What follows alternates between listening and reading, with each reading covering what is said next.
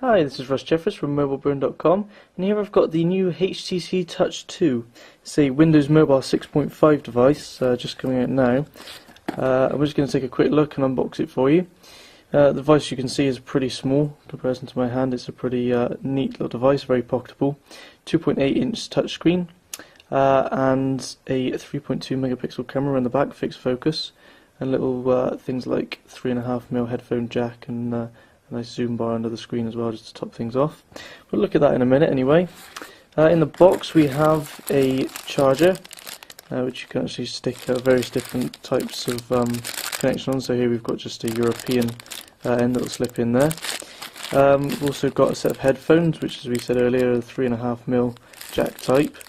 Look pretty cheap, they don't look like the best quality, but they've got a microphone and a little button to answer end calls on the wires, so that's pretty nice. And then lastly we've got the data cable, which is USB to mini USB, just plugs straight in the bottom there into HTC's proprietary HTC EXT USB port. And that's about what we've got, but as you can see, this isn't the final retail package. This is just sort of a blank box reviewer's package, so there may be a few other bits and pieces, maybe some software in the final package and maybe a manual. Anyway, we're going to take a quick look at the device now.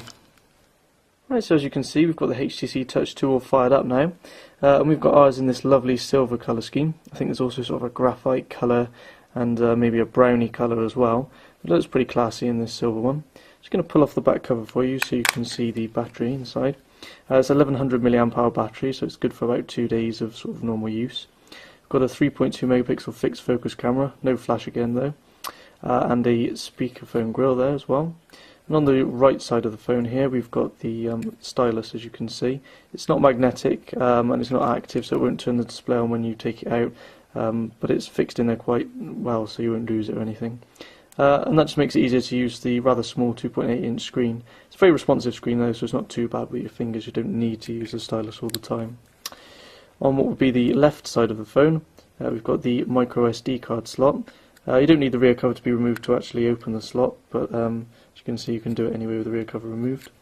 And that accepts cards up to 32 gigabytes in capacity, so you can quite drastically expand the storage capacity of the phone. The only other thing on the back is this little lanyard fixing here, which allows you to fix the lanyard through the hole in the back cover, so you can hang the phone from your neck or from around your wrist. So just go back to the front now. We've got the, as I say, the 2.8-inch resistive touchscreen, and then this little zoom bar underneath for zooming in and out of things like web pages and emails and stuff.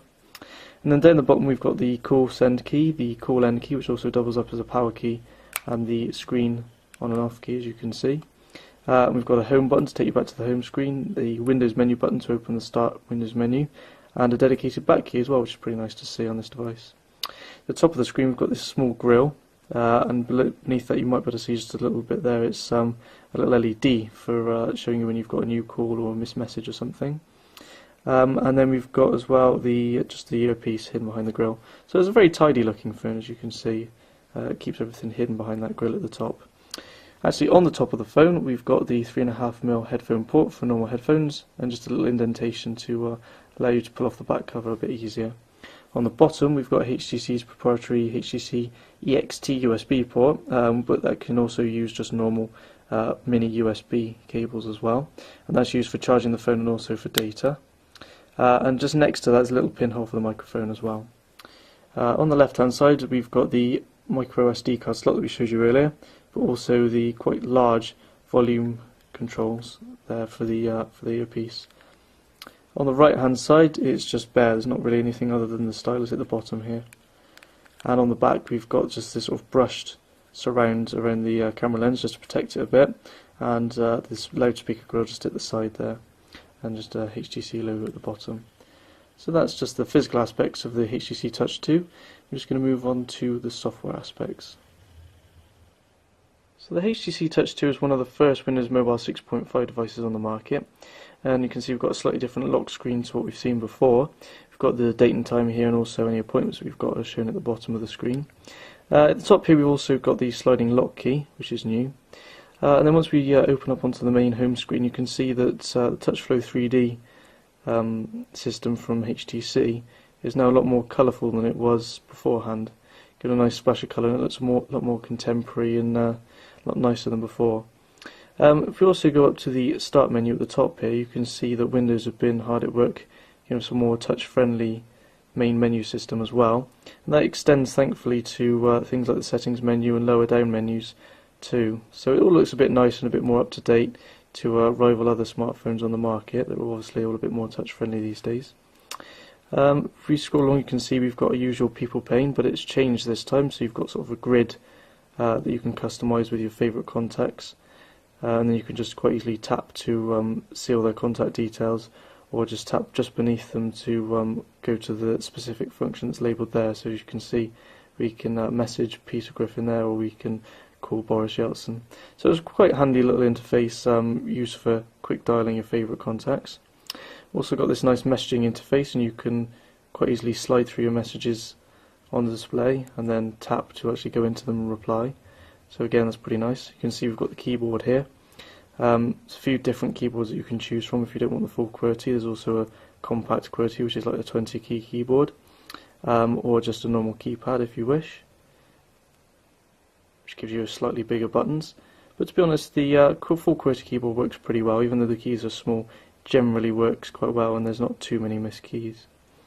We've also got the email messaging tab here, and you can just switch through all your inboxes at the side here, and then you can just scroll through your messages straight away by swiping on the screen.